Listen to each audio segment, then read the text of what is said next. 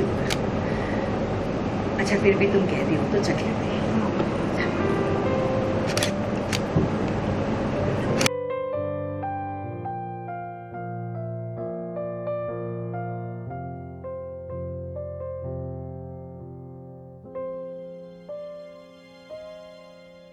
बहुत खुशी का दिन है कि उसकी अम्मा घर वापस आ गई है और जब अम्मा डांट रही है तो उसको और खुशी मिल रही है कि अम्मा बिल्कुल ठीक हो गई है। और हम भी जब ये सीन शूट कर रहे थे तो हमें बड़ा नॉस्टैल्जिक फीलिंग आ रही थी क्योंकि ये हमारे शो का फर्स्ट एपिसोड है। यहीं से शुरुआत होती है शो की कि मैं मंगल को डांट रही हूँ, सिखा रही हूँ कि खाना ऐसे नहीं बनाते, वैसे बनाते, ये तुमने मसाला ठीक से नहीं डाला।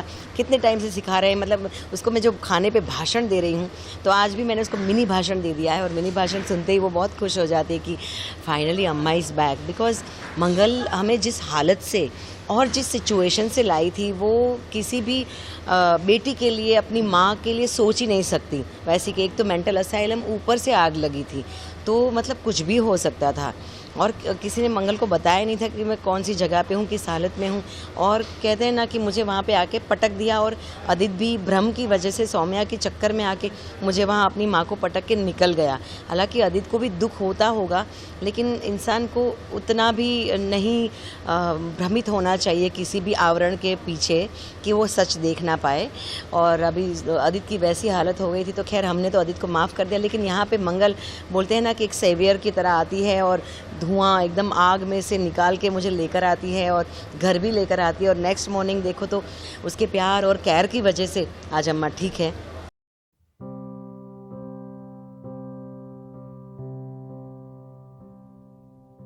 ये क्या मंगल, एकदम फीका है। नमक डालना भूल गई क्या? कितनी बार सिखाया है मंगल कि नमक सबसे पहले डाल दिया करो ताकि भूलने का कोई सवाल ही पैदा ना हो। तुमसे ऐसी गलतियां कैसे हो जाती है मंगल?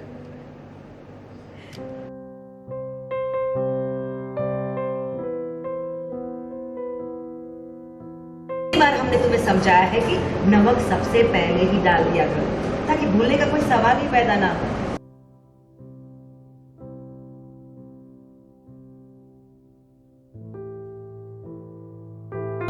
जल्दी से अपना सारा काम खत्म कर लो, मुझे अपना डिटॉक्स ड्रिंक बनाना। भगवान ने बड़ी बड़ी आंखें दी, दिखाई नहीं दे रहा है? मंगल सबके लिए नाश्ता बना रही है और इतनी जल्दी है ना तो जल्दी उठना भी पड़ता है।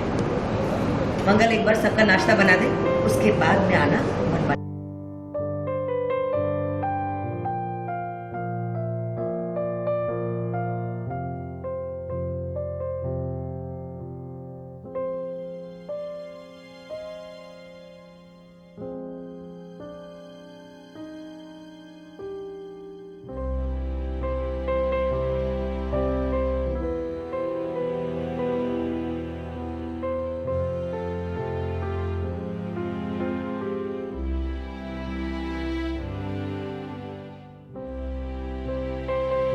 जब डांट पड़ रही तो डांट में भी प्यार महसूस कर रहे हैं तो मुझे लगता है कि बहुत ही प्यारा मैसेज है और अमेजिंग सीन है। और हमें भी करने में सच्ची बताऊँ रियल आंसू आ गए कि मतलब कमाल का बॉन्डिंग है। और यहीं पे मैं मेरे दर्शकों को एक और मैसेज देना चाहती हूँ कि जब मैं मेंटल सारे जो सीन्स कर रही थी असाइलम वाले, जहाँ पे हॉस्पिटल में, या कितना ये मानसिक जो अपना स्वास्थ्य है ना वो दिखता नहीं है। अगर मुझे चोट लगे तो चोट दिखती है, अगर कुछ होता है तो दिखता है। मैं वो सर दर्द हो रहा है, हाथ दर्द, पैर और उसका सबका, पर जो मन में कुछ होता है वो किसी को दिखाई नहीं देता। और क्यों होता है? उसका कारण ये होता है कि हम लोनली हो जाते हैं, कहीं हमें अपने लोग नहीं मिलते सही समय पे, जहाँ पे हम टूटे होते हैं या कहीं हार के आते हैं, एग्ज़ाम में फ़ेल होके आते हैं या जॉब छूट जाती है। कितने सारे कारण हैं जो कि क्षुल्लक कारण है ज़िंदगी के सामने।